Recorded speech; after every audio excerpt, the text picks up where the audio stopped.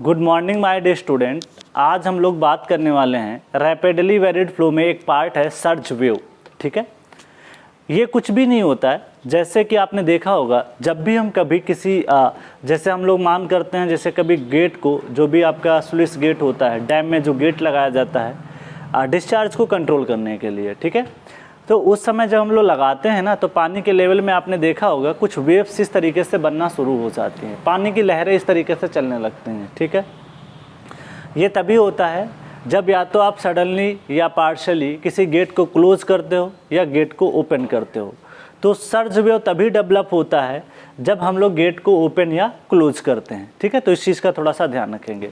आज का जो टॉपिक है बहुत ज़्यादा लेंदी तो नहीं है, यहाँ से कुछ क्वेश्चन निकल के आते हैं, जितने क्वेश्चन निकल के आते हैं उतना तो हम लोग कवर कर ही लेंगे। ठीक है, इम्पॉर्टेंट है, उस बात को हम लोग यहाँ पे क्लियर कर लेते हैं। ठीक है, बहुत ज़्यादा डिटेल में आपके क्वेश्चंस वगैरह तो यहाँ पे आते नहीं हैं। हाँ, ऑब्जेक्टिव क्वेश्चन मैंने देख रखे हैं कि प्रीवियस ईयर में 2-3 से 3 क्वेश्चन पूछे गए हैं सॉरी, तो 2-3 से 3 क्वेश्चन यहाँ पे पूछे गए हैं और इतना कॉन्सेप्ट हम लोग क्लियर कर लेंगे ताकि हमारे ये क्वेश्चंस निकल जाएँ। ठीक है, दूसरी बात यहाँ पे ये ध्यान रखेंगे कि जो वियर और नोज टॉपिक है उसके कुछ डेरिवेशन है वो मैं लिखा दूंगा, इंपॉर्टेंट है, वहाँ से भी ऑब्जेक्टिव क्वेश्चन निकल के आ जाते हैं। ठीक है, चलो तो यहाँ पे सबसे पहले डिस्कस करते हैं क्या, that is related with rapidly varied unsteady flow.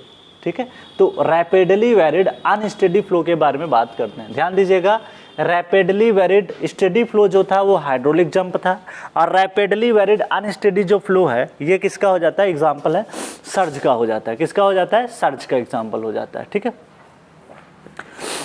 तो यहाँ पे अगर हम बात करें दैट इज सर्ज जब होगा जब हमारा अनस्टेडी फ्लो होगा, और रैपिडली वेरिड अगर स्टेडी फ्लो है तो this is the example of hydraulic jump. ठीक है, चल तो यहाँ पे बात कर लेते हैं, that is a surge is moving wave or moving hydraulic jump. एक मूविंग वेव होता है, मूविंग मतलब तरंगे हैं इस तरीके से पानी में जो लहरें उठती हैं, or a moving hydraulic jump, या तो मूविंग आपका हाइड्रोलिक जंप हो सकता है। ठीक है, occurs due to sudden change in depth और डिस्चार्ज, ये तभी अकर करता है जब डेप्थ में सडन चेंज होता है। ठीक है, वो अभी एग्जांपल दिखाऊंगा गेट को ओपन और क्लोज करके ही। ठीक है, फिर बात करते हैं that is such situation occurs during the sudden opening, यहाँ पे अंडरलाइन करते हैं दैट इज सडन ओपनिंग, थोड़ा सा वेट करना, दैट इज सडन ओपनिंग, किसकी बात कर रहे हैं, दैट इज सडन ओपनिंग की बात कर रहे हैं। ठीक है, that is related with sudden opening. ठीक है, तो यहाँ पे आप बात करेंगे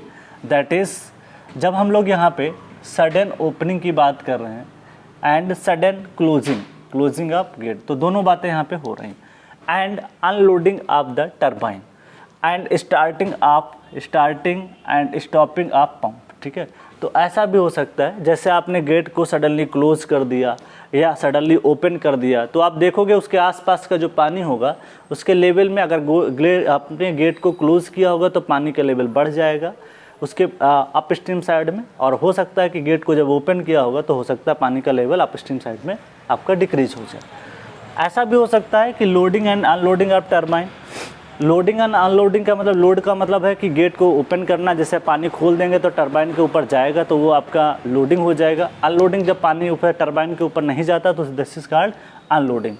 और starting and stopping of, start करना और स्टॉप करना। ठीक है, मतलब पंप का जब अगर स्टार्ट करोगे तो पानी खींचेगा और स्टॉप करोगे तो पानी रुक जाएगा, तो उसकी वजह से भी आपके पानी के लेवल में क्रिएशन आ सकता है, अप एंड डाउन जा सकता है। Depending upon the direction of movement of water flow, depth may be either increase और decrease in the direction of flow. तो depending upon the direction of movement of the wave, वो movement पे depend करेगा कि wave आपकी up stream side में जा रही है या डाउन स्ट्रीम साइड में जा रही है। Depth may be either increase और decrease in the direction of flow, ठीक, कुछ भी हो सकता है।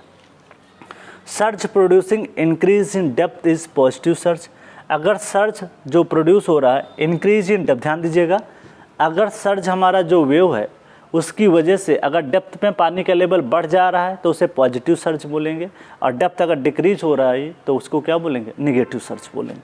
तो ऑब्जेक्टिव क्वेश्चन ये भी बना सकता है। ठीक है, अब ये फार्मूले की बात थोड़ा बाद में करेंगे, पहले हम यहाँ पे कुछ बातों को जान लेते हैं। ये फार्मूला बाद में डेराइव होके आता है।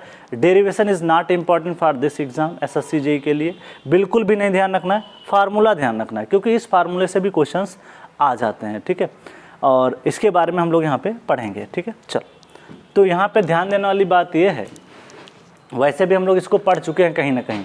एक फार्मूला जब डेराइव कर रहे थे फ्रॉड नंबर का, दैट इज़ Q² करके एक फार्मूला आया था, तो ये निकल के आया था 1/2 y2/y1 y2/y1, तो इसको x मान लिया था मैंने ना, क्वाड्रेटिक बनी थी, याद करो। और ये फ्रॉड नंबर का स्क्वायर था, 2 टाइम इधर चला गया था, तो इसको फ्रॉड नंबर के बराबर मान सकते हैं, ठीक है। बस समझने के लिए ऐसा बता रहा हूँ, तो मतलब याद करने का एक तरीका मैंने बता दिया, y2/y1। तो ये आपका इक्वेशन बनी थी, मैंने ड्राइव भी किया था, ठीक है, वो अभी करेंगे। ये डायग्राम है आपका, ये चैनल का बेड है, ठीक है। ये गेट आपका लगा दिया गया है, जो भी गेट है, जिसको गेट को आप ओपन और क्लोज कर सकते हो, ठीक है। चलो, तो सडन क्लोज और पार्शली क्लोज, या तो आप सडन क्लोज करोगे या पार्शली करोगे। देखिए, सडन क्लोज करोगे, जैसे ही गेट को क्लोज करोगे तो पोजीशन 1 पे थी गेट की, धीरे धीरे आकर के कहाँ पे आ गए 2 पे, तो गेट नीचे की तरफ आ रहा है। जब गेट नीचे की तरफ आएगा तो आपने देखा होगा, प्रैक्टिकली भी देख सकते हो कि जब गेट को क्लोज करोगे तो सपोज डेप्थ ऑफ फ्लो शुरुआत में आपके पास y1 है और उस समय वेलोसिटी ऑफ फ्लो वहाँ पे v1 है, ठीक। लेकिन जैसे जैसे आप यहाँ पे, पता है, जब गेट आप क्लोज कर रहे होगे, जब गेट क्लोज कर रहे होगे तो यहाँ का जो एरिया पानी के निकलने का क्षेत्र होगा वो कम होने लग जाएगा, तो हो सकता है वेलोसिटी बदल जाएगी। क्योंकि अभी क्या था, डिस्चार्ज तो उतने आ रहा था, अब डिस्चार्ज डिपेंड करता है किस पे, एरिया पे भी डिपेंड कर जाता है। तो अगर आपका एरिया कम होता जाएगा तो पानी तेज़ी से निकलने की कोशिश करेगा, तो आप जैसे ही गेट को क्लोज करोगे तो पानी बहुत फास्टली यहाँ पे मूव करेगा, इसलिए इसकी वेलोसिटी वो नहीं रह पाएगी जो पहले थी। तो वेलोसिटी क्या कन्वर्ट हो गई, v1 से v2 बदल गई, तो इस बात को ध्यान रखना। तो वेलोसिटी v2 हो गई, ठीक। जैसे ही आपने यहाँ पे गेट को सडनली क्लोज किया तो यहाँ पे वेव भी जनरेट होंगी, क्या हो जनरेट होंगी, वेव्स। तो ध्यान रखिएगा, यहाँ पे जो डेप्थ है दैट इज़ y2, एक मिनट थोड़ा सा वेट करना, इसको थोड़ा सा, that is related with the wave.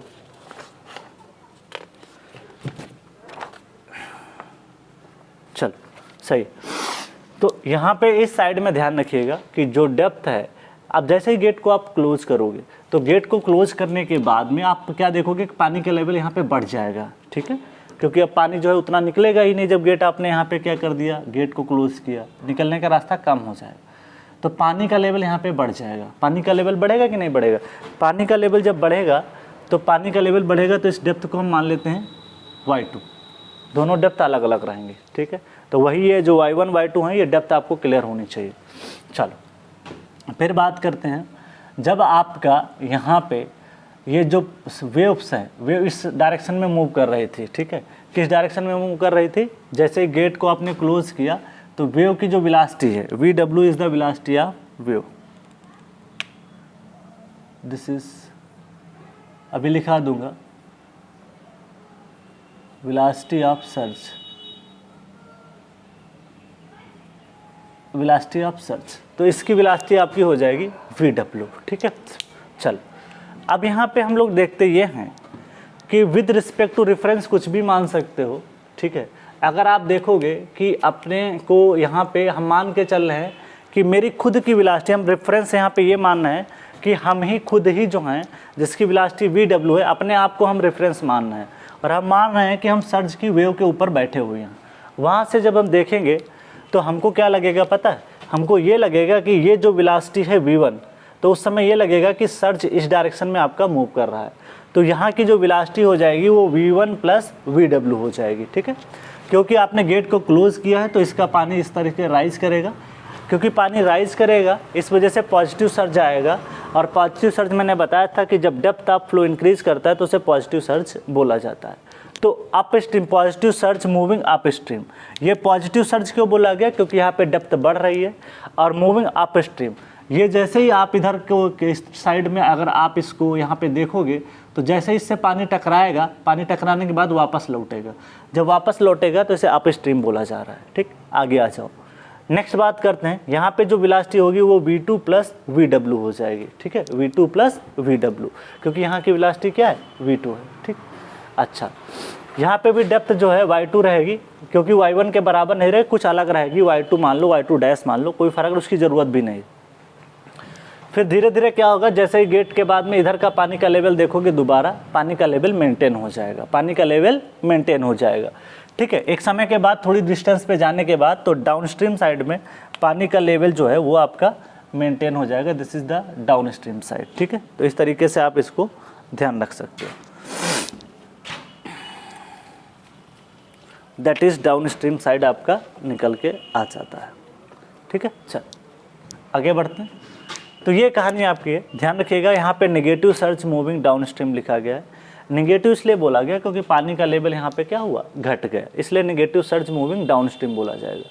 ठीक, फिर बात करते हैं जब आपका सडन ओपन होता है यहाँ पे, दैट इज सडन ओपन। यहाँ पे बात लिखी गई सडन ओपन, और ऊपर जो लिखा गया है this is the how much, ये जो लिखा गया है दिस इज, ठीक है, ये आपका सडन क्लोज है। क्या है, सडन क्लोज है। ठीक है, चलो आगे बढ़ते हैं। तब आप गेट को आप क्या कर रहे हो, सडनली यहाँ पे क्या कर रहे हो, ओपन करोगे तो ऊपर की तरफ गेट जाएगा। मान लीजिए ये 1 पोजीशन पे था, अब 2 पोजीशन पे चला जाएगा। ठीक है, 2 पोजीशन पे चला जाएगा तो आप क्या देखोगे, अब पानी का जो लेवल है यहाँ पे पानी का लेवल गिरना शुरू हो जाएगा, क्योंकि अभी डिस्चार्ज डेप्थ y1 मेंटेन थी। लेकिन जैसे जैसे गेट को ओपन करते चले जाओगे तो आप क्या देख पाओगे कि यहाँ पे पानी का लेवल नीचे गिरना शुरू हो जाएगा। ठीक है, और यहाँ पे डेप्थ y2 मान ले रहे हैं, पहले की डेप्थ है। गेट के जैसे ही ओपन नहीं किया था उसके पहले की डेप्थ धीरे धीरे डिक्रीज होगी, वो दिस इज कॉल्ड y2। जब गेट ओपन हो गया पूरी तरीके से तब इसकी डेप्थ डाउनस्ट्रीम साइड में y2 हो गई। भाई पानी का लेवल बढ़ ही जाएगा डाउनस्ट्रीम साइड में, क्योंकि आपने गेट को क्या कर दिया, ओपन कर दिया। ठीक है, तो पानी का लेवल क्या हो गया, बढ़ गया। ठीक है, अब यहाँ की वेलोसिटी भी अलग रहेगी, क्योंकि यहाँ पे इसकी ओपनिंग यहाँ पे जो है आप मान के देखोगे, इसको इस साइड में भी मान सकते हैं। यहाँ पे अगर आप वेलोसिटी देखोगे तो v2 मानेंगे डेप्थ y2 के करस्पॉन्डिंग, और यहाँ पे डेप्थ आपकी y1 है जो शुरुआत में थे, उसके करस्पॉन्डिंग वेलोसिटी v1 मानोगे। ठीक, आप क्या देखोगे, आप यहाँ पे अगर हम बात कर लें वेलोसिटी जो रिजल्टेंट निकल के आएगी, इस केस में अगर हम बात करें तो आप देख पाओगे कि ये वेलोसिटी v2 है और ये वेलोसिटी vw है। This is velocity of wave या सर्ज बोल सकते हो। ठीक है, चलो अब मेरे को यहाँ पे हमने क्या किया, यहाँ पे हालांकि हमारा जो वेव इधर मूव कर रहा था, लेकिन हम लोग यहाँ पे क्या कर रहे हैं कि विद हम लोग मान रहे हैं कि ये जो वेलोसिटी वेव की है, हम अपने आप की वेलोसिटी रेफरेंस जो मान रहे हैं, फ्रेम रेफरेंस मान रहे हैं कि जो हम लोग अपने आप को एज्यूम कर रहे हैं कि हम यहाँ पे बैठे हुए हैं और यहाँ से देख रहे हैं कि यहाँ पे वेलोसिटी क्या निकल के आएगी। तो यहाँ पे जो वेलोसिटी निकल के आएगी वेव की, वो दोनों का डिफरेंस निकल के आएगी। ठीक है, और यहाँ पे भी दोनों का क्या निकल के आएगी, डिफरेंस निकल के आएगी। ठीक है, इस तरीके से ध्यान रखिएगा। तो अगर गेट को ओपन करेंगे तो ध्यान रखिएगा यहाँ पे वेलोसिटी इसका डिफरेंस आता है, और जब गेट को क्लोज करते हैं तो यहाँ पे सर्ज जो है उसमें वेलोसिटी में एड अप हो जाती है। तो दोनों बातों का मतलब क्लियर होना चाहिए। तो change moving downstream positive surge, यहाँ पे ध्यान रखिएगा, जो यहाँ पे आपका मूव कर रहा है सर्ज, ठीक है, moving downstream positive surge. Downstream side में पॉजिटिव क्यों बोला गया, क्योंकि यहाँ पे डेप्थ क्या हो रही है, बढ़ रही है। ठीक है, यहाँ पे moving up stream negative surge, तो यहाँ पे आपका नेगेटिव सर्ज कहलाएगा। क्लियर, तो दोनों बातों का मतलब क्लियर होना चाहिए। कहाँ पे आपको पॉजिटिव बोलना है, कहाँ पे नेगेटिव बोलना है, सीधा कुछ मत करो, गेट लगाओ, ओपन करके देख लो कि इंक्रीज हो रहा है डिक्रीज हो रहा है। अगर इंक्रीज हो रहा है तो पॉजिटिव, डिक्रीज हो रहा है तो नेगेटिव। तो इस तरीके से सारी बातों का मतलब क्लियर होना चाहिए। ठीक है, चलो अब ये एक बात ये कर लेते हैं, जनरल फार्मूला की बात करते हैं। ये इक्वेशन आपकी डेराइव होकर एक आती है, ये हो सकता है कि पॉजिटिव सर्ज हो सकता है वो नेगेटिव सर्ज हो, तो इसलिए मैंने प्लस माइनस लगा दिया। अब डेरिवेशन आपके लिए क्लास के लिए बिल्कुल इंपॉर्टेंट नहीं है और ना ही अभी तक पूछा गया है आईएएस में। हाँ, इससे रिलेटेड क्वेश्चन मेंस में आते हैं। तो ये वेलोसिटी ऑफ वेव है, ये वेलोसिटी सेक्शन पे 1 पे हो जाएगी। ठीक है, तो VW प्लस माइनस V1 अपान GY1 और ये स्क्वायर हो जाएगा। ठीक है, ये फार्मूला 1/2 Y2 बाई Y1, ये डेप्थ है आपकी, हो सकता है गेट के ओपनिंग के पहले की और बाद की बात कर रहे हैं। ठीक, तो यहाँ पे एग्जाम में ऐसे क्वेश्चन आ जाते हैं कि आपको छोटे छोटे क्वेश्चन अभी आते हैं। अभी हम पढ़ेंगे सेलेरिटी। ठीक है, सेलेरिटी अभी करके पढ़ेंगे, पहले आप इसको नोट डाउन करें फिर हम आगे बताते हैं। अभी है इसी की कहानी पूरी, उसी को डील करते हैं। इस पर 1-2 क्वेश्चन निकल के आता है तो उतना हमको पता होना चाहिए कम से कम।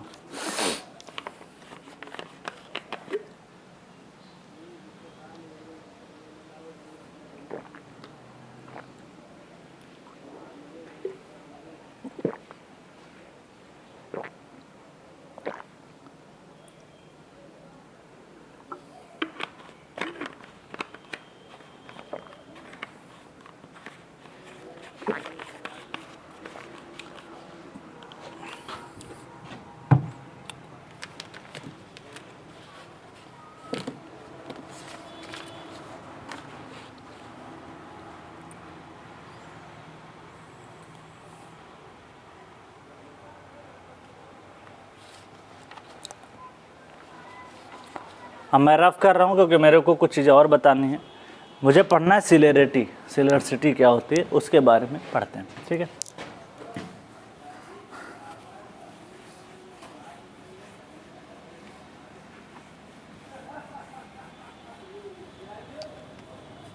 जैसे आपने नाव बोट के क्वेश्चन नहीं लगाए थे, नाव उसके डायरेक्शन में जाएगी तो पॉजिटिव कंसीडर करते थे, ठीक है, वैसे ही क्वेश्चन यहाँ पे भी लग जाएगा आपका।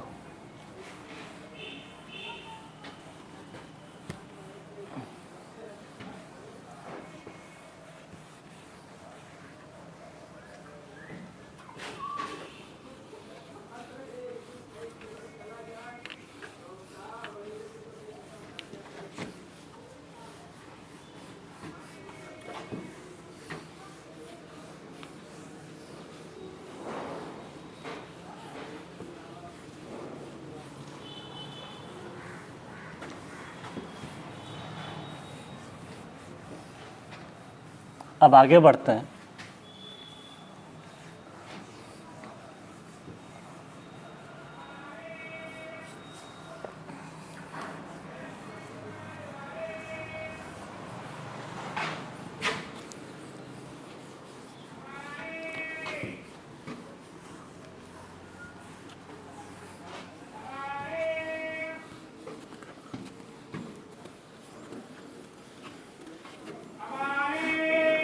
तो नेक्स्ट बात करने वाले हैं यहाँ पे हम लोग, that is सिलेरिटी।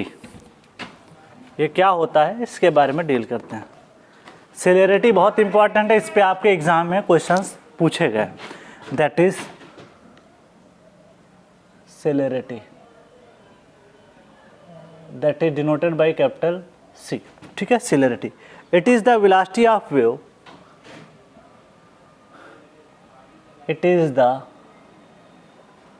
velocity of wave, it is the velocity of wave with respect to initial flow, with respect to initial flow। Initial flow का मतलब जैसे वेलोसिटी v1 के रिस्पेक्ट में, या ध्यान रखिएगा सिलेरिटी इसमें ध्यान रखिएगा, इनिशियल फ्लो मतलब इनिशियल फ्लो में जो वेलोसिटी आपकी होगी कौन सी, v1। सिलेरिटी किसके रिस्पेक्ट में बताओगे, ध्यान रखिएगा इस चीज़ का, v2 के टर्म में नहीं, जो इनिशियल वेलोसिटी होगी। और इनिशियल फ्लो हम क्या मानते हैं, initial flow velocity of canal, इसको कैनाल नाम दे देते हैं, कैनाल v1, ठीक है। वेलोसिटी ऑफ फ्लो v1 बोलते हैं canal. For surge moving down stream, for surge अगर आपकी लहरें डाउन स्ट्रीम में जा रही हैं, for surge moving down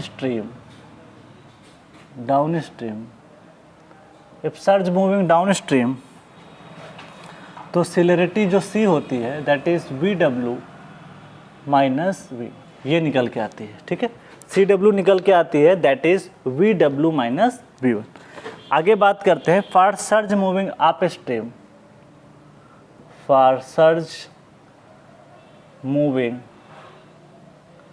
up stream, बहुत इंपॉर्टेंट क्वेश्चंस निकल के आते हैं upstream. For surge moving upstream that is C equal to VW plus V, ठीक है। तो इस तरीके से निकल के आपका आ जाएगा। या इसको दूसरे शब्दों में बोलें, इसको और आसान तरीके से याद करने की कोशिश करें तो आप क्या बताओगे, दैट इज सिलेरिटी, इसको और करके भी लिखा जा सकता है, that is VW equal to C plus V1, और दूसरा VW निकाल के लाओगे यहाँ पे R करके, that is C minus V1, ठीक।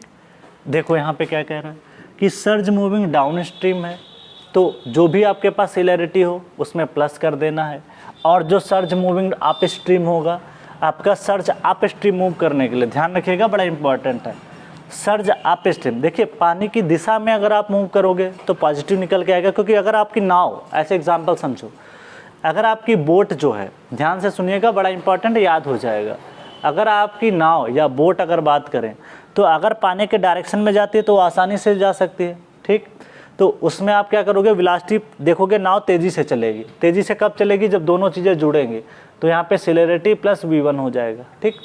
अगर आपको नाव धारा के विपरीत डायरेक्शन में कर दिया जाए तो वहाँ पे वैल्यू कम आएगी। कम कब आएगी, जब माइनस करोगे c माइनस v1। और एग्जांपल ले लो, जब आप पानी में तैरते हो, ठीक है, जब तैरते हो तो पानी के डायरेक्शन में तैरना आसान होता है, इसलिए पॉजिटिव वेलोसिटी निकल के आ जाएगी। अगर पानी के विपरीत डायरेक्शन में आपको तैरना हो तो वो माइनस लेना पड़ेगा, क्योंकि फिर इसकी वेव की वेलोसिटी क्या निकल के आएगी, कम। तो इस तरीके से भी हम एक रिलेट करा सकते हैं याद करने के लिए, बाकी कुछ इसमें खास है नहीं, ठीक है। तो VW की जो वेलोसिटी आप जो वेव निकल के आएगी, सर्ज की निकल के आएगी, वो सेलेरिटी में अगर जोड़ दोगे तो डाउन स्ट्रीम साइड में, और उसमें से घटा दोगे तो अप स्ट्रीम साइड में, ठीक है। नेक्स्ट है, if height of surge is very small, note point करके लिख रहा हूँ, if height of surge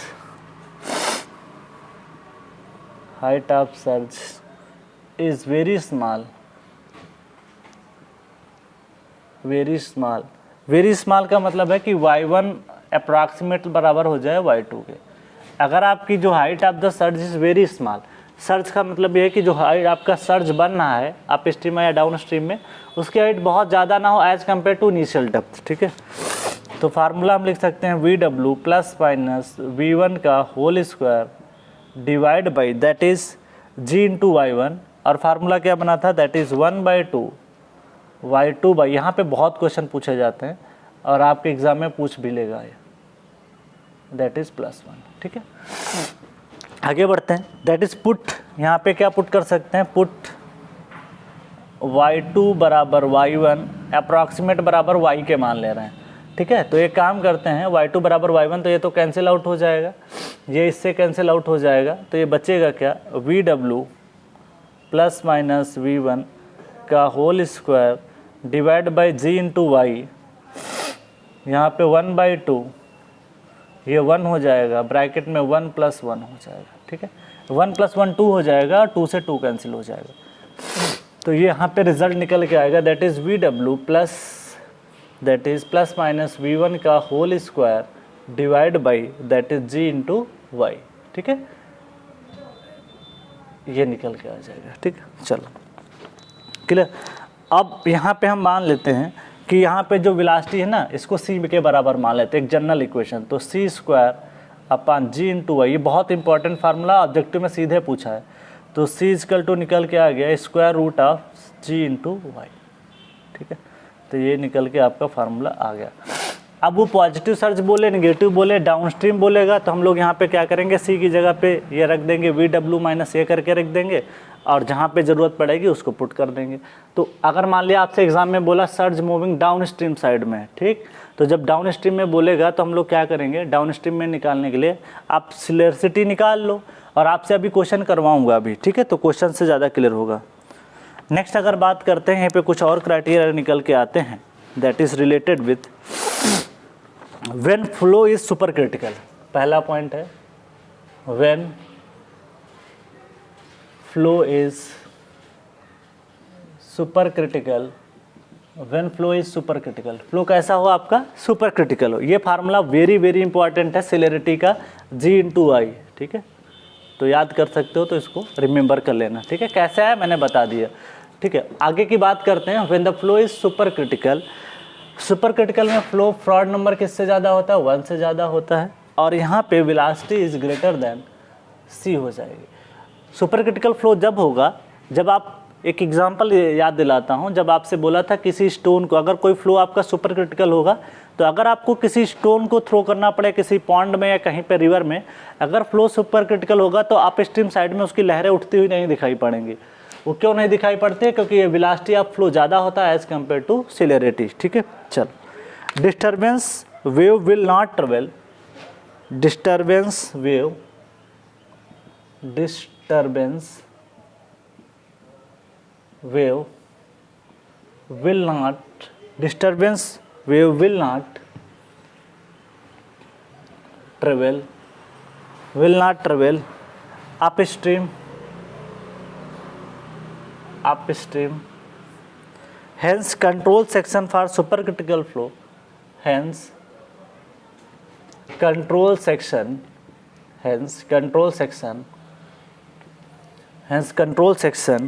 for supercritical flow,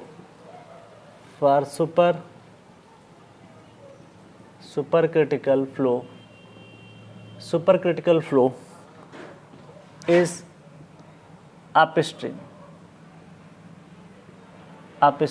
side. ठीक है। अगर दूसरा केस निकल के ये आता है कि मान लिया फ्लो आपका क्या हो जाए, सब क्रिटिकल हो जाए, तो दूसरा केस ये निकल के आता है, दूसरा मैं यहाँ पे लिख देता हूँ, व्हेन फ्लो इज सब क्रिटिकल, व्हेन फ्लो इज सब क्रिटिकल, ठीक है। अब फ्रॉड नंबर आपका ग्रेटर देन नहीं लेकिन लेस देन हो जाएगा, that is V is less than C, ठीक है। चलो, डिस्टर्बेंस वेव विल ट्रेवल, जब आपने स्टोन फेंका था ना तो वो उसमें ट्रेवल कर जाएगी अप स्ट्रीम साइड में, तो disturbance wave travel in up stream,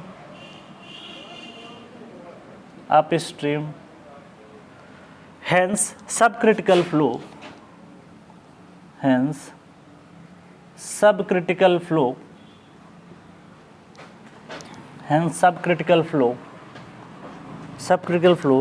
have control section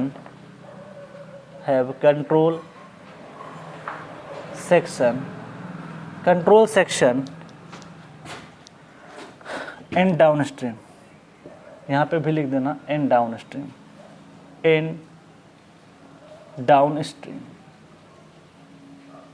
ठीक है।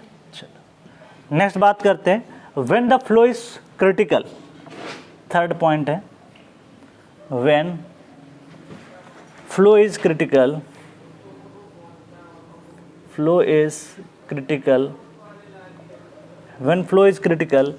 तो फ्रॉड नंबर दैट इज 1 के बराबर होगा, ठीक है। तो इस समय वेलोसिटी v1 जो है C के बराबर निकल के आ जाएगी, ठीक है। चलो, disturbance wave will not travel at all, इसमें डिस्टर्बेंस वेव कहीं भी ट्रेवल नहीं होगी, डिस्टर्बेंस वेव विल नॉट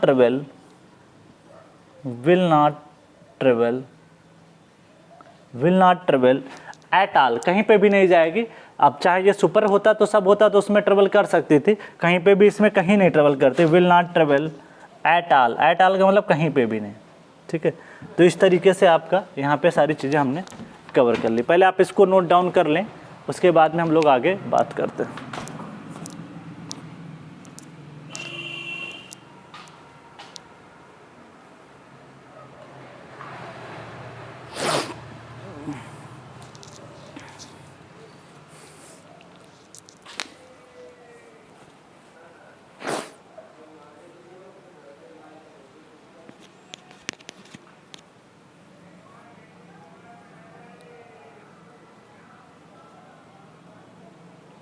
तो अब आगे बात करेंगे हम लोग यहाँ पे।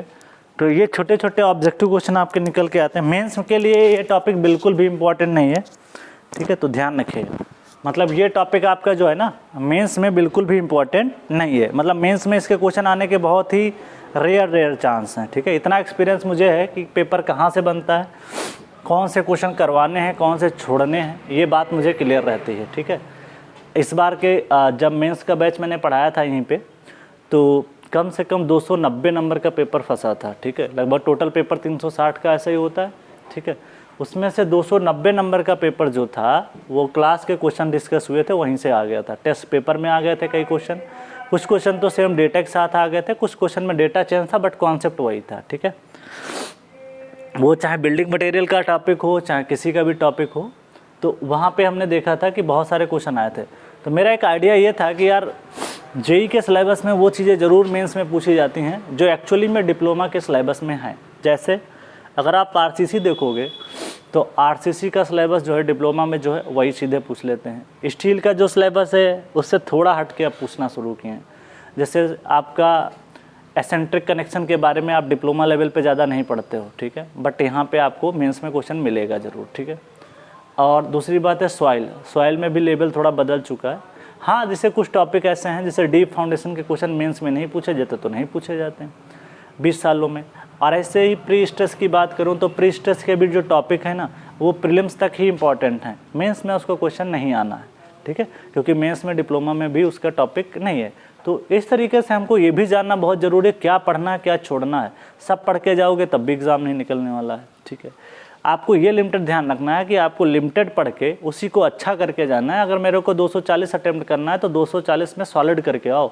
अगर 30-40 गलत भी हो जाए तो 180-190 नंबर आपके आ जाएँ। अगर 180-90 नंबर आ जाते हैं तो फिर आपका एग्ज़ाम क्रैक हो जाएगा, ठीक है। तो इसलिए ध्यान रखना है कितना पढ़ना है क्या नहीं पढ़ना है। आगे बात करते हैं, दैट इज़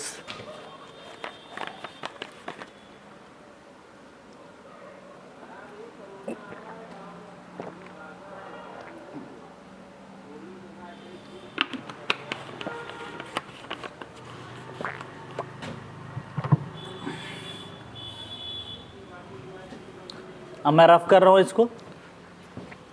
तो आपको ये ध्यान रखना है, आप सिलेरिटी यहाँ से निकाल लोगे, आपको एग्जाम में वाई दे देगा, जी का मल्टीप्लाई कर दोगे, सिलेरिटी पता चल जाएगा। अगर आपसे डाउनस्ट्रीम साइड में पूछेगा तो आप चाहो तो उसको निकालना है, VW निकालना है तो C+V1 कर देना, ये लास्ट एग्जाम में आंसर दे देगा आपको क्वेश्चन में। आप स्ट्रीम में पूछेगा माइनस कर देना, ख़त्म कहानी, ठीक है।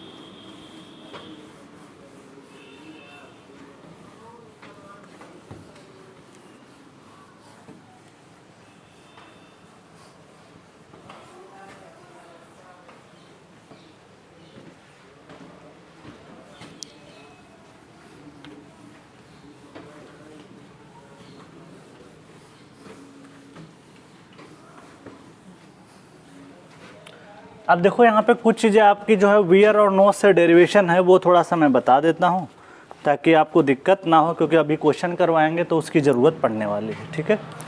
तो ये तो टॉपिक आपका ओपन चैनल तो ख़त्म ही हो गया थ्योरी पार्ट में।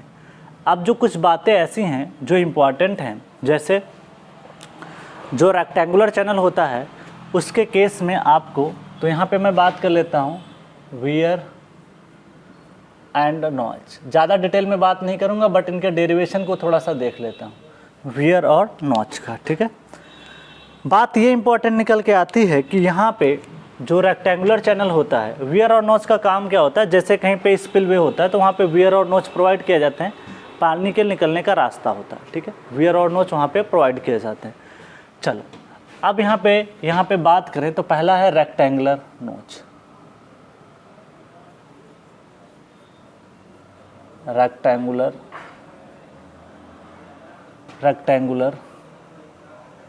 नोच। तो रेक्टेंगुलर नोच की बात करते हैं तो इस तरीके से आपका ये रेक्टेंगुलर नोच आपका बन जाएगा। इसका फार्मूला मैं डायरेक्ट भी लिख सकता था बट नहीं, मैं इसको सोच रहा था डेराइव ही करा देता हूँ। ये आपका B हो जाएगा, ठीक है, ये कैपिटल H हाइट है, ठीक है, इस तरीके से इसके परपेंडिकुलर पानी निकलता है। कैसे? इसके परपेंडिकुलर पास करता है। इसको उठाओ, ऐसे कहीं पे लगा दिया जाता है, पानी इधर से आ रहा है, ऐसे समझ लो, ठीक है। तो आपको निकालना क्या है कि वियर और नो से कितना डिस्चार्ज पास करेगा, हमें सॉल्व करना है डिस्चार्ज निकालना है। ये बहुत इंपॉर्टेंट निकल के आता है डिस्चार्ज, ठीक है। तो हम लोग बात कर रहे हैं डिस्चार्ज की। क्लियर। तो यहाँ पे डिस्चार्ज अगर आपको निकालना है तो डिस्चार्ज होता क्या है, डिस्चार्ज आपको पता है, ध्यान रखिएगा यहाँ पे डिस्चार्ज डेप्थ के साथ में वेरी करेगा। जैसे आपको पानी का लेवल मान ले यहाँ पे है तो पानी का लेवल यहाँ पे है तो उस हिसाब से वेरी करेगा। तो हम मान लेते हैं कि टॉप से h हाइट पे आपका पानी का लेवल जो है वहाँ पे एक स्ट्रिप कट करते हैं, क्योंकि पानी जो है ना यहाँ पे डिस्चार्ज डेप्थ के साथ वेरी करेगा। तो यहाँ पे एक स्मॉल डेप्थ मान लेते हैं, दैट इज़ कॉल्ड DH। क्या मान लेते हैं, दैट इज़ DH, ठीक मान लेते हैं। तो आप इसका एरिया नहीं लिख पाओगे, बिल्कुल लिख सकते हो। एरिया क्या आ जाएगा इसका, एरिया होता क्या है, एरिया स्ट्रिप का हो जाएगा, दैट इज़ कॉल्ड DA। तो इसका इज कॉल्ड DA। तो सबसे पहला एक काम ये करते हैं, एरिया आपका हो जाएगा B इंटू समथिंग करके आप इसको लिख सकते हो, ठीक है। चल आगे बात करते हैं, या लेंथ इसकी मान सकते हो, जो भी लेंथ इसकी दी होगी उसके हिसाब से। इसने लेंथ मेंशन किया या विड्थ मेंशन किया, एक बार चेक कर लेता हूँ। दैट इज़ यहाँ पे क्या मेंशन किया है इसने, थोड़ा सा वेट करना, मैं आगे बताता हूँ भी। इसने लेंथ को कंसीडर किया है या उसको कंसीडर किया, उसको एक मिनट थोड़ा सा विड्थ मान के प्रूफ किया होगा तो B मान लेंगे, अगर लेंथ मान के प्रूफ किया होगा तो लेंथ मान लेंगे।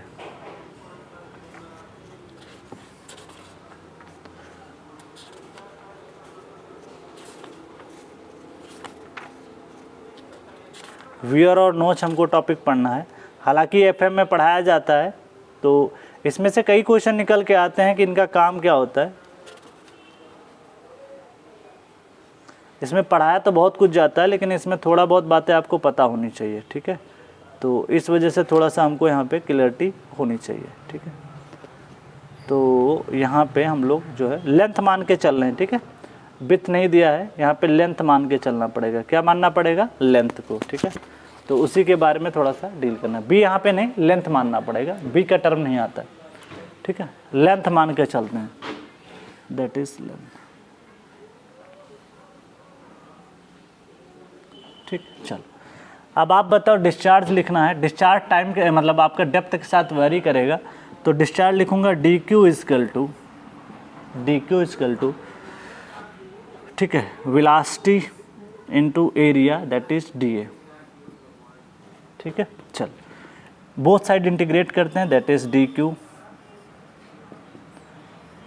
आप बताओ वेलोसिटी को क्या लिखा जा सकता है, velocity with respect to height. अगर आप देखोगे तो यहाँ पे वेलोसिटी अगर आपको लिखना पड़े तो वेलोसिटी इक्वल टू 2GH, किसी हाइट पर्टिकुलर H पे लिख रहा हूँ, पर्टिकुलर हाइट H पे लिख रहा हूँ। तो ध्यान रखिएगा, जो पानी इसके ऊपर होगा वही वेलोसिटी में हेल्प करता है। ये मान ले यहाँ पे पानी का लेवल है, तो इसके ऊपर जितना हेड होगा ना वही हेड मेंटेन करता है पानी को फ्लो कराने में, ठीक है। पानी अगर मान लो आपका यहाँ से फ्लो कर रहा है, यहाँ से बाहर निकलेगा, तो इसके ऊपर अगर पानी का लेवल है तभी तो फ्लो कर पाएगा, इसके नीचे पानी का लेवल होगा तो इससे निकल ही नहीं पाएगा पानी, ठीक है। तो ये जो आपका पानी का इधर निकलने का एक रास्ता है, दैट इज ओके। तो वेलोसिटी की जगह पे हम लिख सकते हैं √2, इसको इधर करो, h की पावर 1/2 करो, या तो इसको √h लिख लो या कुछ भी कर सकते हो, ठीक है। और L की जगह, एरिया की जगह पे हम लिख सकते हैं, DA की जगह पे लिख सकते हैं, this is L into DH लिख सकते हैं। L इसकी ये हो जाएगी विड्थ और DH इसका हो जाएगा थिकनेस। तो this is called L into DH। देखिए L तो फिक्स है, देखो डिस्चार्ज शुरुआत में 0 रहेगा और टोटल डिस्चार्ज कैपिटल Q मान ले रहे हैं, ठीक है। यहाँ पे लिमिट अगर लगाना है तो शुरुआत में अगर आपने 0 माना होगा, 0 से लगा के कहाँ तक जा सकते हो, कैपिटल S तक। तो 0 से आप जा सकते हो कैपिटल S तक। तो इसको कॉमन बाहर ले सकते हैं, √2G इंटू L बाहर ले लो, ये ब्रैकेट में बचेगा H की पावर 1/2 इंटू DH, ये आ जाएगा। तो दिस 0 से कैपिटल H, ठीक है। ये इसका करोगे DQ का या DX का इंटीग्रेशन X होता है, तो DQ का Q आ जाएगा, तो दिस इज द Q। एक काम करते हैं, इसको फर्दर इंटीग्रेट करते हैं। तो दिस इज H की पावर 3/2, दिस इज √2 L, इसकी ज़रूरत पड़ेगी इसलिए करा रहा हूँ, ठीक है। तो H की पावर 3/2 डिवाइड बाई 3/2 H0। तो आपका Q निकल के आ जाता है, that is Q equal to 3/2 ऊपर जाएगा, 2/3 आ जाएगा। और ध्यान रखिएगा यहाँ पे कोफिशिएंट ऑफ डिस्चार्ज का भी मल्टीप्लाई कर देते हैं, दैट इज CD। आप साइड में मल्टीप्लाई कर दीजिएगा। कोफिशिएंट ऑफ डिस्चार्ज जो क्या होता है CD ऑफ दिस इज, जो भी आपका वैल्यू निकल के आता है Q actual upon that is Q theoretical. ठीक, हम यहाँ पे Q एक्चुअल की जब बात करेंगे तो इसका थ्योरेटिकल मल्टीप्लाई होगा, तो हम थ्योरेटिकल निकाल रहे हैं, CD से मल्टीप्लाई कर रहे हैं। ठीक है, तो यहाँ पे ध्यान रखिएगा CD का भी फैक्टर आता है, तो मैं लिख देता हूँ this is CD into something, this is CD into something. 2/3 of CD into length आ जाएगा इंटू, ध्यान रखिएगा लिमिट आपके पास है क्या, this is limit of capital H की पावर 3/2 दैट इज H की पावर 3/2। ठीक है, तो ये आपका एक फार्मूला निकल के आ जाता है, बहुत इंपॉर्टेंट है। कई बार एग्जाम यही पूछ लेगा कि रेक्टेंगुलर जो वियर है या नोच है, उस केस में जो डिस्चार्ज है किसकी पावर रहता है, तो डिस्चार्ज किसकी, FM का पार्ट है, फिर भी मैं करा दे रहा हूँ। तो यहाँ पे ध्यान रखिएगा जो डिस्चार्ज है वो किसकी पावर है, 3/2 है। तो यहाँ पे हम लिख सकते हैं 2/3 CD L इंटू H की पावर, और कुछ छूटा तो नहीं यहाँ पे, एक बार चेक कर लो, 3/2 2/3 हो जाएगा, सही। तो यहाँ पे बात करते हैं दैट इज़, ये निकल के आ गया। ठीक है, अब बात कर लेते हैं यहाँ पे that is Q proportional to क्या हो गया, दैट इज़ H की पावर दैट इज़ 3/2। तो ये एक ऑब्जेक्टिव तो आपका यही बन गया। ठीक है, दूसरा क्वेश्चन ये पूछता है कि डिस्चार्ज में कितने % एरर होगी विद रिस्पेक्ट टू हेड। तो इसका एक काम करते हैं, ये जो फार्मूला अपने सामने लिखा हो इसको एक बार डिफ्रेंशिएट करते हैं। ठीक है, दैट इज़ इक्वेशन नंबर 1। इसको करते हैं difference dq by that is dq/dh। तो ये आ जाएगा 2/3 ऑफ CD इंटू L। ठीक है, H की पावर करोगे तो ये आएगा दैट इज़ 3/2 ऑफ H की power 3/2 minus 1 NX minus that is NX की पावर n माइनस 1। तो that is dq by dh is equal to 2/3 of CD into L into H की पावर 1/2 इंटू 3/2। क्लियर है? चल, अब एक काम ये करते हैं, दोनों इक्वेशन को डिवाइड करते हैं। ठीक है, तो यहाँ पे कुछ चीज़ें निकल के आएंगी, यहाँ पे dq कर लेते हैं, that is dq equal to 2/3 of CD into L into H की पावर 1/2 इंटू 3/2 इंटू ये dh इधर चला जाएगा। इक्वेशन नंबर इसको बोलते हैं 2। ठीक है, अब divide by 2 divide by 3 that is 2 divide by 1 2 क्या है, this is the dq, this is dq divide by ये इक्वेशन है q दैट इज़ q। अब आप देखोगे ये this is the 2/3 of CD into L H की पावर 1/2 इंटू 3/2, यही आप कर पाओगे। That is divide by 2/3 CD into L this is CD into L into that is H की पावर 3/2, यही आएगा।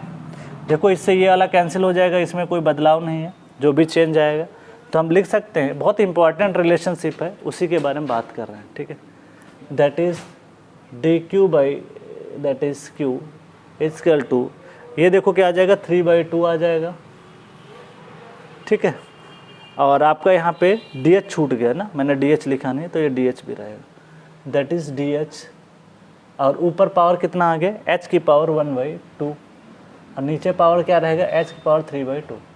यहाँ से एक पावर और जाएगा तो नीचे 1 बचेगा, तो that is dq by that is q 3/2 into dh upon h, ये रिज़ल्ट निकल के आएगा। ये काफ़ी ज़्यादा इंपॉर्टेंट है, आपको ध्यान रखना है क्या कि आपका ये रिज़ल्ट जो है ना आपको काफ़ी हेल्प करेगा। ऑब्जेक्टिव फ्लूइड मैकेनिक्स में भी पढ़ते हो, ओपन चैनल फ्लो में भी इसकी ज़रूरत पड़ेगी। अभी हम मेंस के क्वेश्चन करेंगे तो ज़रूरत पड़ेगी। ठीक है, अगले लेक्चर में बताएंगे। तो ये जानते हो क्या पूछता है, इसको एरर अगर बात करें, परसेंटेज एरर डिस्चार्ज में अगर परसेंटेज एरर dq/q निकालना है तो इंटू 100 कर दो, तो ये 3/2 इंटू dh अपान h इंटू 100। ठीक है, तो इस तरीके से सारी चीज़ें निकल के आ जाएंगे। ठीक है, तो इस तरीके से आप इसको रिमेंबर कर सकते हो। एग्ज़ाम में पूछता कैसे, मैं तरीका बता देता हूँ।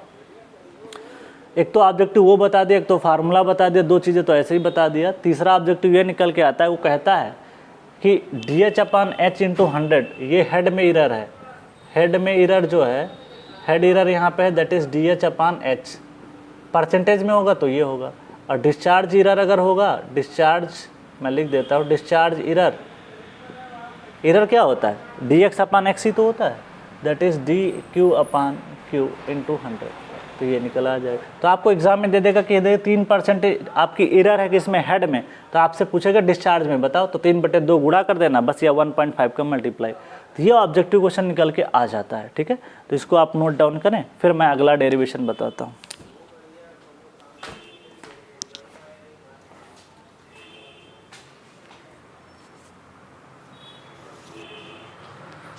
तो ये काफ़ी इंपॉर्टेंट डेरिवेशन है। नेक्स्ट डेरिवेशन की बात करते हैं, दैट इज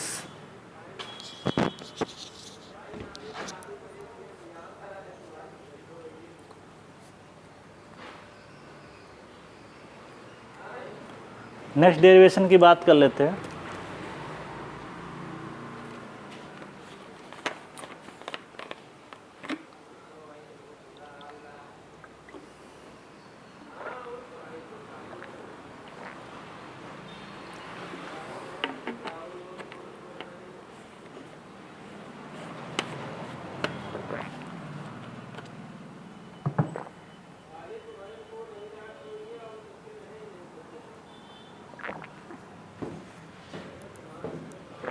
अगला डेरिवेशन जो बात करेंगे वो बात करने वाले हैं हम लोग, that is related with the triangular नोच की बात करेंगे। ठीक है, तो उसका भी डेरिवेशन कर ही लेते हैं, बहुत ज़्यादा टफ नहीं है, आसानी से किया जा सकता है। ठीक है,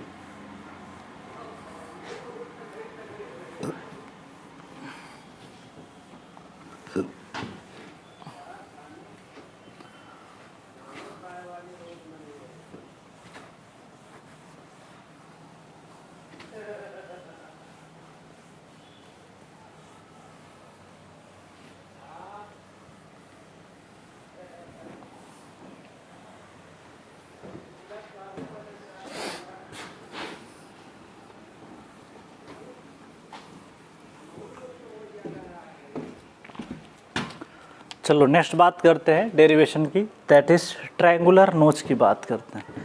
किसकी बात करते हैं, ट्रायंगुलर नोच। ट्रायंगुलर नोच ये एफएम का पार्ट है, लेकिन फिर भी मैं करा दे रहा हूँ। ठीक है, तो यहाँ पे ध्यान रखने वाला है कि मुझे निकालना क्या है, डिस्चार्ज, डिस्चार्ज निकालना है। ठीक है, तो सबसे पहले ट्रायंगुलर का एक डायग्राम बनाते हैं, that is diagram, this is the triangular diagram. ठीक है, इसका एंगल जो हम लोग मानते हैं थीटा, पूरा एंगल थीटा है, तो हाफ एंगल आप बता सकते हो θ/2। ये क्लियर है आपको। चलो, ये टोटल हाइट जो है ना ट्रायंगुलर चैनल की, दैट इज कैपिटल H। मान लेते हैं किसी पर, देखिए डेप्थ के साथ में डिस्चार्ज वेरी करेगा, तो मान लेते हैं कहीं पे पानी का लेवल यहाँ पे आपका है, यहाँ पे एक स्ट्रिप कट करते हैं छोटी सी, और ऊपर के से जो हाइट, हमेशा ध्यान रखिएगा फ्री सरफेस से ही हाइट मानते हैं H, और ये जो है ना strip, this is the DH, किसकी स्ट्रिप है, DH की है। ठीक, अब आप यहाँ पे कुछ अप्लाई कर सकते हो, सपोज दैट ये ट्रायंगल मान लेते हैं O, this is the A, this is the B। ठीक है, एक काम करो, यहाँ पे मेरे को ये चाहिए, दैट इज AB चाहिए, तो tan θ/2 एक ट्रायंगल लगाएंगे, triangle that is triangle OAB, क्योंकि मेरे को अभी एरिया चाहिए ना, तो एरिया के लिए ये आपको चाहिए कम से कम। ठीक है, चलो स्ट्रिप का एरिया चाहिए ना हमको, तो स्ट्रिप के एरिया के लिए ट्रायंगल OAB में आ जाओ। ठीक है, AOB इसको C मान लेते हैं। ठीक है, that is C, OAB that is tan θ/2, that is tan θ/2, tan θ/2 किसके बराबर होगा, tan θ perpendicular AB upon this. ठीक है, ये किसके बराबर होगा, ये बची हुई लेंथ जो हो जाएगी ना, ये वाली, this is capital H minus small h हो जाएगी। देख सकते हो ना, टोटल अगर कैपिटल H है और अगर बची हुई ये स्मॉल h है तो ये बची हुई कितनी हो जाएगी, capital H minus small h। तो tan थीटा बाई 2 कितना निकल के आएगा, that is perpendicular AB upon OA, that is AB upon that is AO। AB की जगह पे आप लिख सकते हो AB मुझे निकालना है, AO की जगह पे H माइनस स्मॉल h, ठीक है। That is AB equal to H minus small h into tan theta by 2। ये निकाल सकते हो कि नहीं। चलो अब AB मिल गया ना, मेरे को चाहिए BC with half strip, with half strip कितनी हो जाएगी, that is BC total with BC की वैल्यू कितनी हो जाएगी, 2 टाइम AB, ठीक है, 2 time AB, that is 2 time H minus small h into tan theta by 2, ठीक है। अब आपको चाहिए एरिया, दैट इज DA। इसका एरिया जो है ना क्या मानोगे, that is DA, this is area DA। तो this is the DA area. अगर स्ट्रिप का निकालें तो आपके पास विड्थ तो है ही है, इसकी विड्थ क्या हो जाएगी, 2 time H minus this into tan theta by 2 into small DH। ये तो आपका DA एरिया हो गया।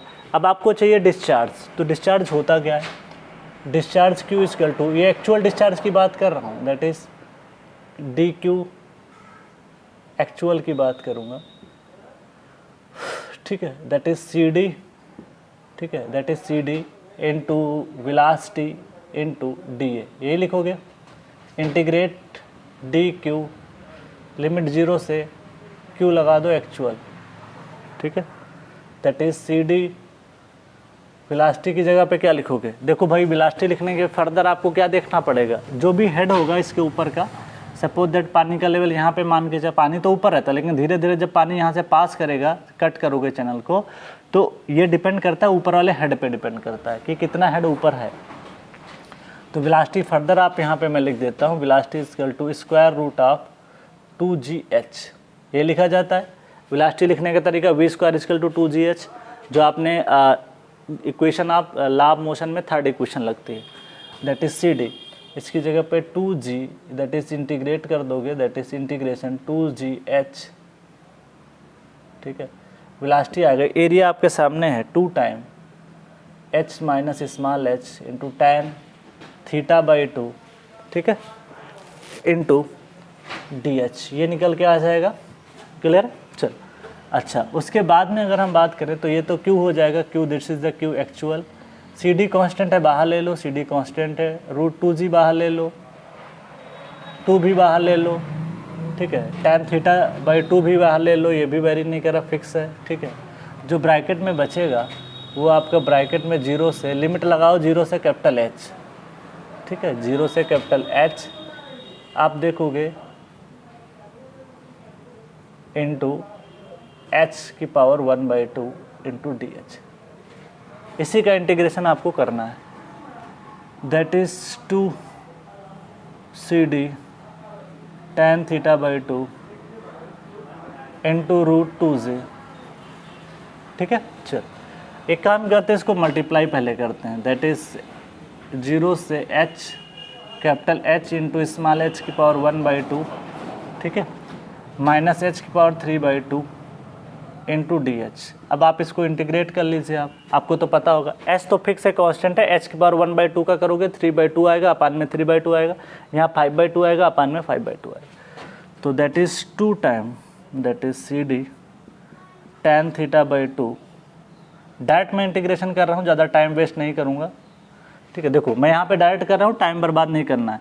H की पावर 1/2 का आपको करना आता है H इंटू, लिमिट भी लगा रहा हूँ साथ में, दैट इज H की पावर 3/1/2 पावर 1+1 हो जाएगा, लिमिट रख दिया हूँ मैंने, ठीक है।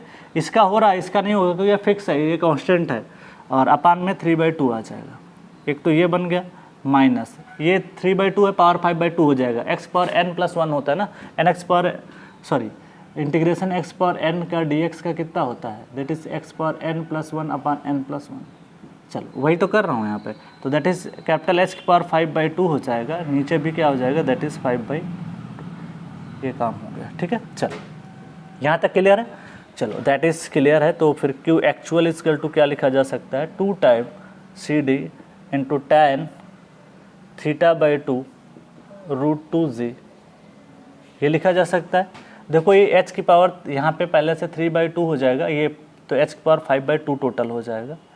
5/2 कॉमन ले लो, ये बचेगा 2/3 और ये बचेगा 2/5, ठीक है। एलसीएम वगैरह लेते हैं तो this is 2 time CD tan θ/2 √2g, ये आएगा निकल के।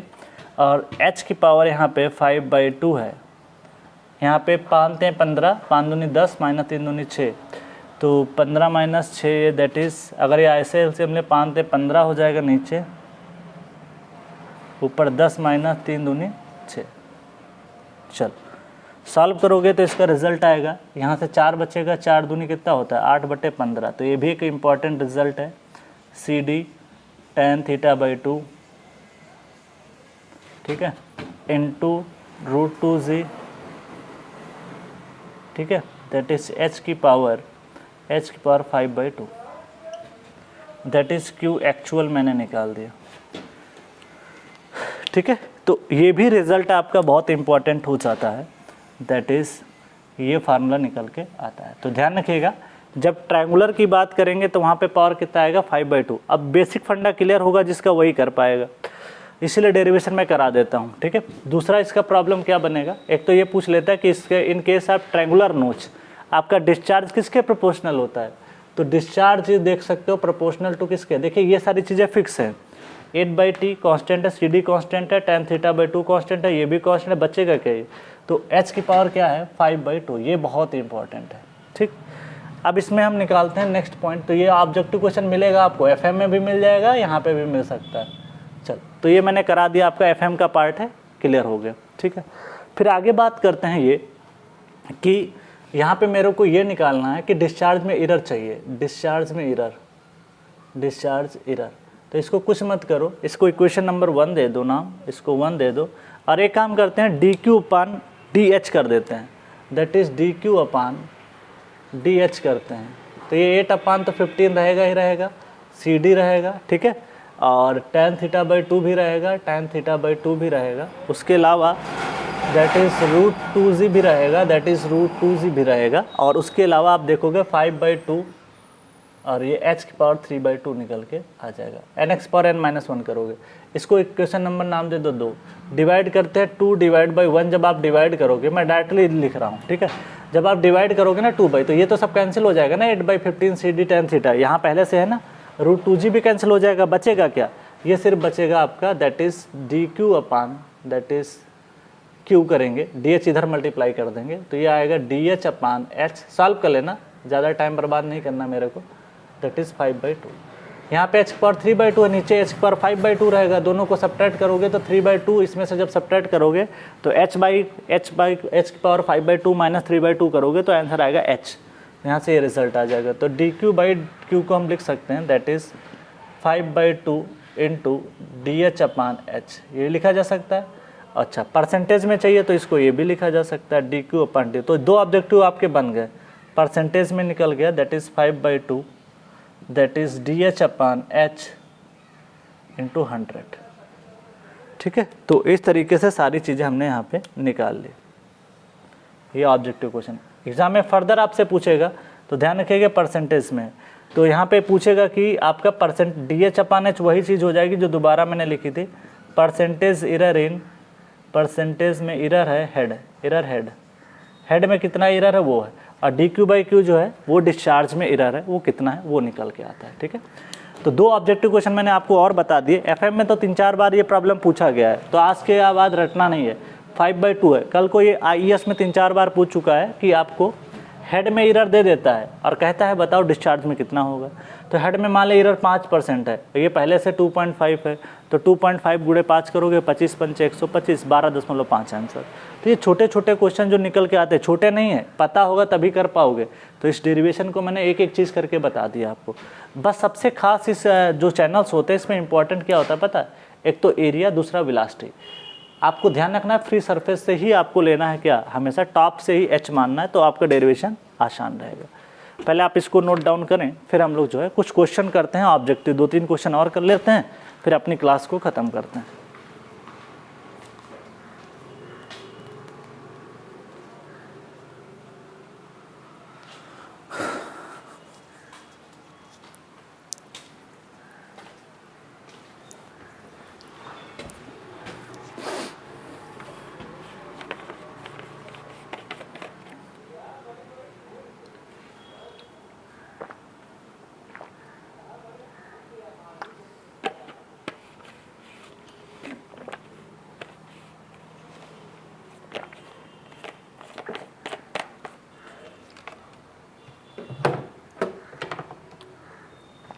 चलो अब आगे बात करते हैं, कुछ ऑब्जेक्टिव क्वेश्चन कर लेते हैं, ठीक है। जो टॉपिक पढ़ा ना, मैंने बोला था कि आपको टॉपिक के साथ करा दूंगा क्वेश्चन, तो वो टॉपिक के साथ ही क्वेश्चन आपके मैं करा देता हूँ। तो ये एक्चुअली एफएम का पार्ट था, लेकिन मुझे लगा यहाँ पे कराना चाहिए, क्योंकि यहाँ पे कुछ क्वेश्चंस ऐसे हैं जो पूछ लिए जाते हैं, तो इसलिए मैंने इसको यहाँ पे टॉपिक को लगभग करा ही दिया।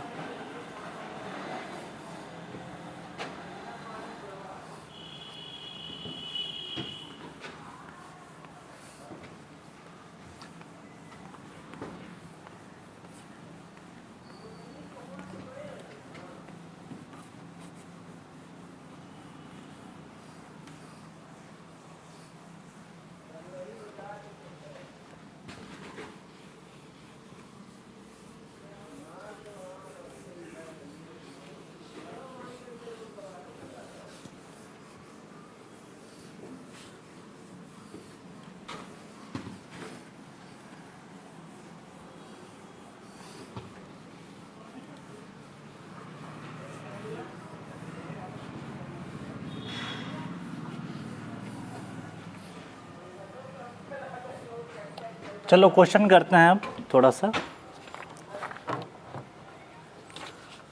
ये प्रीवियस ईयर में कुछ क्वेश्चन पूछे गए हैं, उन्हीं से रिलेटेड कुछ क्वेश्चंस हैं, उनको देखते हैं। एक अच्छा क्वेश्चन है जिसके बारे में बात यहाँ पे हम लोग करते हैं, ठीक है।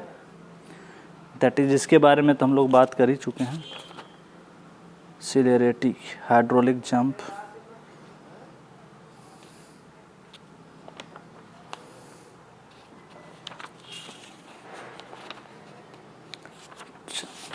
लगभग सारे क्वेश्चन तो करा ही दिए थे, कुछ बच्चे हैं उनको देख लेते हैं। पहला क्वेश्चन ये कह रहा है, what is the velocity in metre per second, that is question number, that is 1 ले लो इसको। What is the velocity, what is the velocity, what is the velocity in metre per second with which, ठीक है, with which elementary wave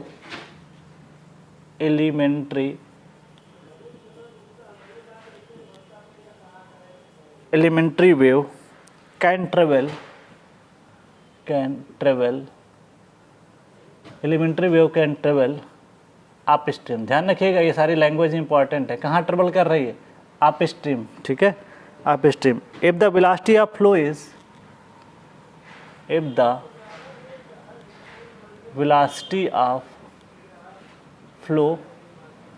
velocity of flow is 2 meter per second and depth of flow in channel is 1 meter and depth of flow in channel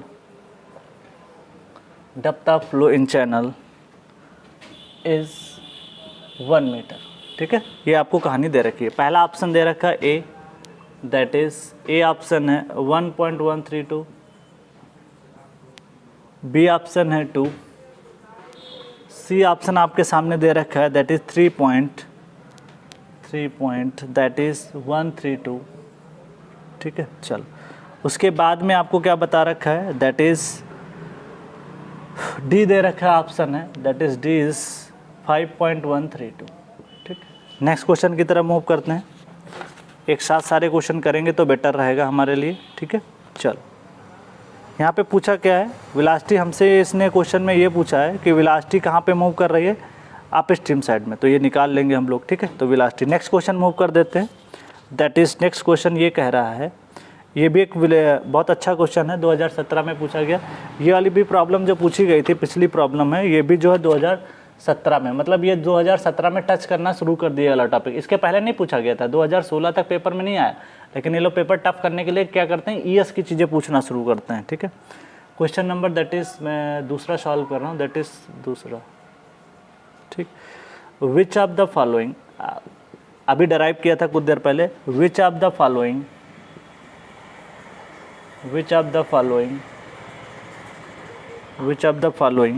represents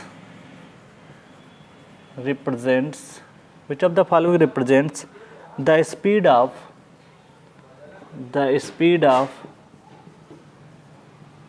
of elementary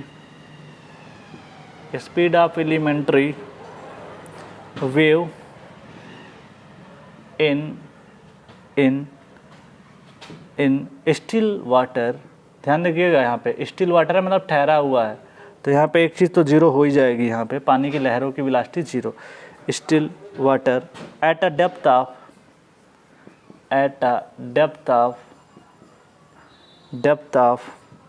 y। ठीक है, A option है g into y divide by 3, first option. B option g y divide by 2, C option g into y. ठीक है, और D option that is 2 into g into y. इस तरीके से कहानी दे रखी। नेक्स्ट क्वेश्चन की तरफ मूव करते हैं, दैट इज, ये तो हो गया, नेक्स्ट मूव करते हैं, that is related, next question देख लेते हैं एक बार, that is related with the, इसी से रिलेटेड एक क्वेश्चन और आया हुआ है, ये तो पूछ लिया था, the velocity of elementary surge wave. एक और क्वेश्चन ले लेते हैं साथ में ही, नेक्स्ट क्वेश्चन को लिखते हैं। 2 क्वेश्चन तो लिख लिया ना, तीसरा क्वेश्चन क्या कह रहा है, दैट इज, यहीं पे मूव करते हैं, बाद में सलूशन उस साइड दे देंगे। ठीक है, दैट इज तीसरा क्वेश्चन है, एब्सोल्यूट परसेंटेज एरर इन, कर चुके हो फिर भी करा देते हैं, मतलब अच्छा क्वेश्चन है। द एब्सोल्यूट या एक्चुअल भी बोलते हैं, that is absolute percentage error, जो अभी टॉपिक पढ़ा उसी से रिलेटेड है, percentage error in the computed discharge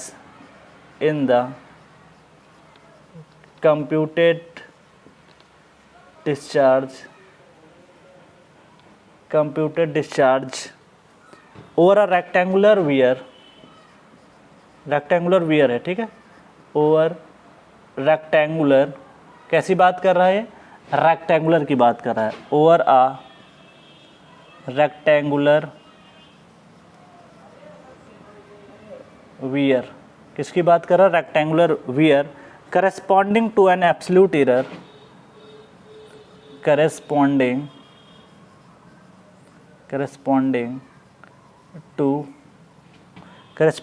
to an absolute error of 1.5% in the measurement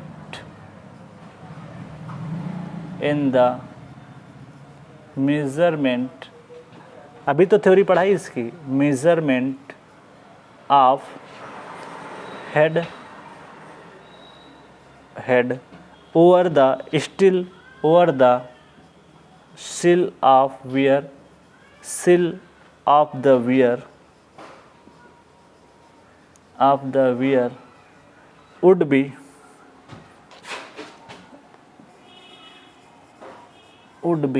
पहला ऑप्शन दे रखा है, ए ऑप्शन आपके सामने है 1.5, बी ऑप्शन आपके सामने है दैट इज 2.25 और सी ऑप्शन है 2.5 और डी ऑप्शन है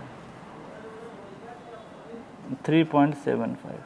ठीक है, चल नेक्स्ट क्वेश्चन मूव करते हैं। एक और क्वेश्चन है दैट इज, ये तो 3 नंबर हो गया, दैट इज क्वेश्चन नंबर 4। मैं इसको यहीं पे सॉल्व कर दूंगा। क्वेश्चन नंबर 4 यहाँ पे लिख रहा हूँ। If the error in the measurement of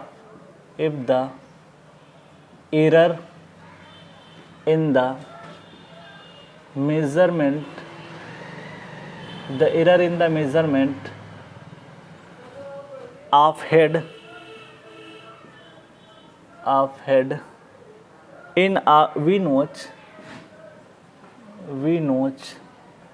V-notch is 1%,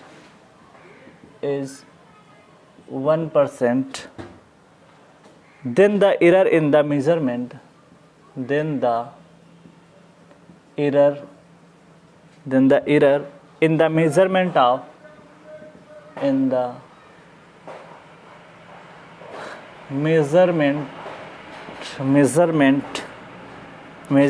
of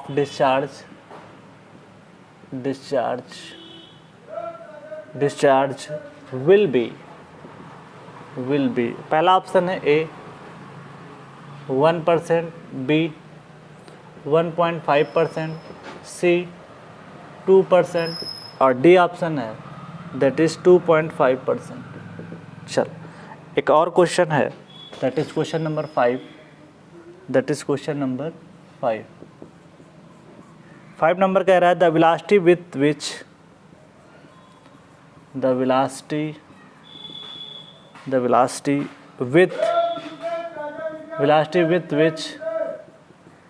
which an elementary surge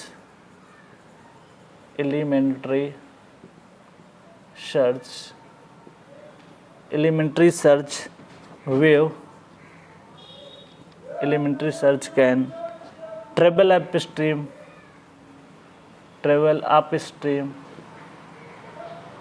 upstream in a channel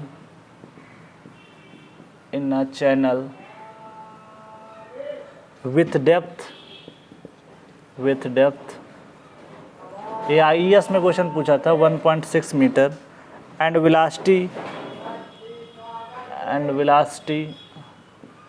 v equal to 2.4 meter per second ये दे रखा है। ठीक है, take capital G equal to small g equal to 9.81, sorry small g दे रखा है 10 meter per second square, 10 meter per second square.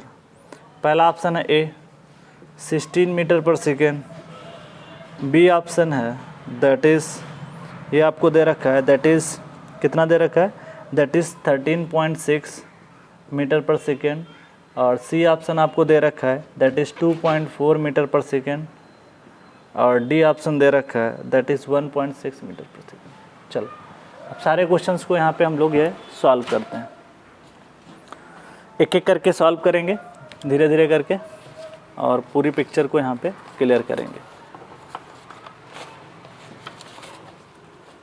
चलो पहले आते हैं question number that is this. ठीक, आप ये बताओ this is the question what is the velocity in metre per second with elementary wave can travel upstream. Underline कर लो, अप स्ट्रीम में है। 2 तरीका बताया था, एक डाउन स्ट्रीम में करना है तो प्लस कर देना c प्लस v1 कर देना और अप स्ट्रीम में बोले तो c माइनस v1 कर देना। अभी तो पढ़ के आए हैं, तो मेरा केस जो है किसका है, ये ट्रेवल है अप स्ट्रीम में। अगर अप स्ट्रीम है तो VW का फार्मूला आपसे एलिमेंट्री वेव के बारे में ही पूछा है तो VW equal to c minus v1 लगाना है। और आपको पता है v1 तो दे ही रखा है उसने एग्ज़ाम में, कितना दे रखा है 2 मीटर पर सेकेंड। आपको मेन कहानी देखना है सीप के ऊपर, तो सीप का फार्मूला क्या पढ़ा था G इंटू वाई पढ़ा था मैंने, क्या पढ़ा था G इंटू वाई। तो जी की वैल्यू आपके पास दिया तो है नहीं, 9.81 मान के सॉल्व करो या तो 10 मान लो, और डेप्थ आपके पास कितना दे रखा है 1 मीटर मान के चलो। तो इसको जब आप स्क्वायर रूट निकालोगे तो 3.05 के आसपास निकल के आता है अप्रॉक्सीमेट। मैंने लिख दिया, एग्जैक्ट तो नहीं पता है मुझे, √10 का याद है 3.16 होता है, तो इसका 3.05 लिख दिया। अब एक काम करते हैं, VW निकालना है। आपके पास V1 की वैल्यू दे रखी है, V1 कितना है आपके पास 2 मीटर पर सेकेंड, ठीक है। तो यहाँ से आपको पास अगर निकालना है तो that is VW = C - V1। सबसे अच्छा तरीका है, पानी की दिशा में जाओगे प्लस कर देना है, पानी के विपरीत दिशा में आओगे तो अप स्ट्रीम का मतलब उसके विपरीत आना, ठीक है। तो C - VW कर दिया। तो यहाँ पे आप देखोगे भाई, अगर पानी लहरें हैं ना, पानी के डायरेक्शन में बहुत आसानी से तैर सकते हैं। जो लहरें हैं ना, पानी के विपरीत डायरेक्शन में तैरना उनके लिए कठिन होगा, उनकी तरफ आना कठिन होगा, ठीक है। तो C की वैल्यू आपके पास 3.05 आया और V की वैल्यू कितनी आई भैया 2। तो लगभग 1 पॉइंट समथिंग करके ऑप्शन आएगा हमारे पास। मैंने इसका स्क्वायर रूट जो भी निकाला वो एग्जैक्ट नहीं निकला था, तो ये हो सकता है कि आपका 3 पॉइंट समथिंग करके आ जाए, 3.1 दैट इज़ 3.132 ऐसे ही आएगा करके, ठीक है। चलो, मुझे एग्जैक्ट क्लियर नहीं है कितना आएगा, याद नहीं रहता है, तो इस तरीके से मैंने लिख दिया था। फिर भी ऑप्शन अप्रॉक्सीमेट आप चेक कर लेते, 3.132, तो इससे आंसर निकालोगे 1.132 मीटर पर सेकेंड, तो करेक्ट आंसर हो जाएगा ये। अगर यही आंसर आपसे पूछता डाउन स्ट्रीम साइड में तो आंसर बदल जाता, प्लस कर देते 3 पॉइंट समथिंग +2 कर देते तो आपका प्लस हो जाता, तो ये आपका आंसर 5.13 मैच कर जाता। तो एग्ज़ाम में अच्छे से पढ़ लेना कहाँ पूछा है, ठीक है। इसी प्रॉब्लम में एक और प्रॉब्लम बना लो कि अगर डाउन स्ट्रीम पूछा होता है, यही मैं R करके लिख देता हूँ, और डाउन स्ट्रीम साइड में पूछा होता ना, तो आंसर जानते हो क्या होता डाउन स्ट्रीम साइड में। अगर ये can travel in down stream होता ना, तो इसका आंसर पता क्या होता है, C + V1 होता, जिसका आंसर आपका होता 3.132 + 2, ये आंसर आपका होता 5.132, ये निकल गया था। तो इस चीज़ का थोड़ा सा ध्यान रखिएगा। Which of the following represent the speed of elementary wave in still water. Still water का मतलब डेप्थ आपकी कांस्टेंट है, स्टिल वाटर का मतलब है y है, y1 बराबर y2 बराबर y के बराबर। तो इसका फार्मूला अभी सिलरिस्ट्री का हमने पढ़ रखा है। तो which speed of the elementary wave, तो इसका फार्मूला क्या होता है, √GY होता है। तो सीधे करेक्ट लगा सकते हो, अभी प्रूफ करके आ चुके हैं। तो इसमें 3 नहीं होता ना 2 होता, कुछ भी नहीं होता, बस आपको पता होना चाहिए बेसिक होता क्या है। आंसर तो निकल जाएगा आपका बहुत ही आसानी से, बट आपको एकदम से क्लियर होना चाहिए कि क्या चीज़ें हम पढ़ रहे हैं। फिर कह रहा है the absolute percentage error in the computing the discharge और रेक्टेंगुलर, पहले अंडरलाइन करो, रेक्टेंगुलर वेयर की बात कर रहा है। Corresponding to an absolute error in of 1.5% in the measurement of the head. तो आपको डिस्चार्ज में निकालना है, तो फार्मूला आपने पढ़ रखा है क्या, तो डिस्चार्ज का फार्मूला क्या पढ़ा था, अभी बताया था dQ/Q = 3/2 इंटू DH/ क्या होता है, H होता है, ठीक है। 3/2 DH/H होता है। आपके पास जो हेड में एरर है ना, कितना दिया 1.5% दिया ना, तो इसको मल्टीप्लाई कर लेते हैं, 3/2 इंटू 1.5, ये भी 1.5, ये भी 1.5, 15 × 15 कितना होता है 225, तो 2.25 आ जाएगा। तो ऐसे क्वेश्चन आते हैं, बस आपको कुछ तो पता होना चाहिए ना, तो 2.25 आपका आंसर ये वाला हो जाएगा। तो आपको बस बेसिक क्लियर होना चाहिए कि यार ये कुछ होता है कि हाँ रेक्टेंगुलर की बात कर रहे थे तो 3/2 लगा देंगे, अगर आपकी मान ले ट्रायंगुलर की बात करेंगे तो 5/2 DH/H लगा देंगे।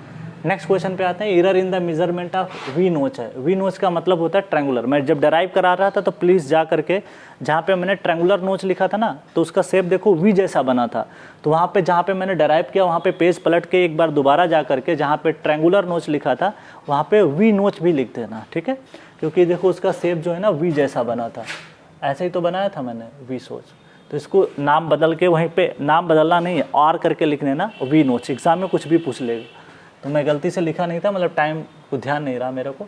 तो वी नोच के केस में आपको 1% एरर हो रहा है कि इसमें मेजरमेंट ऑफ हेड, तो आपको बताओ डिस्चार्ज का कितना एरर आएगा, तो Q by that is 5/2 into DH/ क्या लिखते हो, H लिखते हो।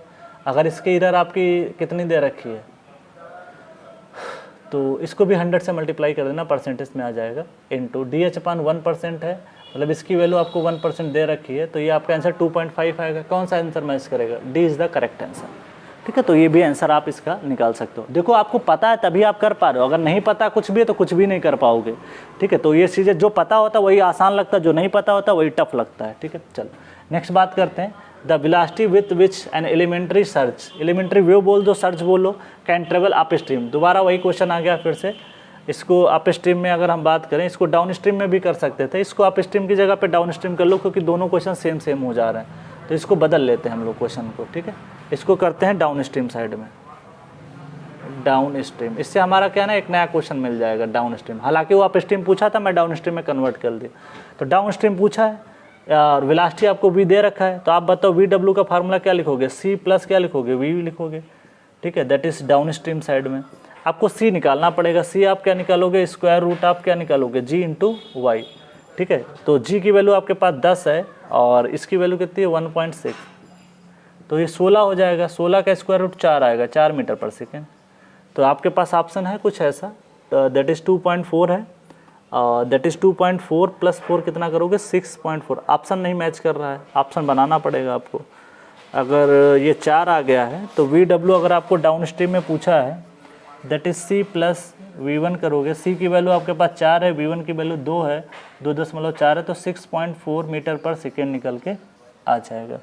तो इसका आंसर हो जाएगा 6.4।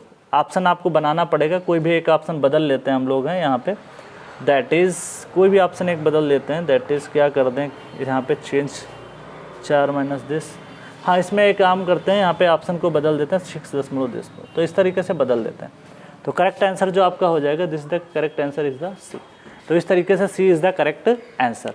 तो अब हमारा ये जो है ना टॉपिक कंप्लीट हुआ। अब हम अगली क्लास में मिलेंगे। ये तो आज का मतलब ओपन चैनल फ्लो का जो थ्योरेटिकल टॉपिक है वो पूरी तरीके से कंप्लीट हुआ। अगले लेक्चर में हम लोग मिलेंगे, वहाँ पे हम लोग क्वेश्चन कुछ मेंस के 3-4 क्वेश्चन करेंगे। तो आज के लिए इतना ही। Thank you all of you and happy learning.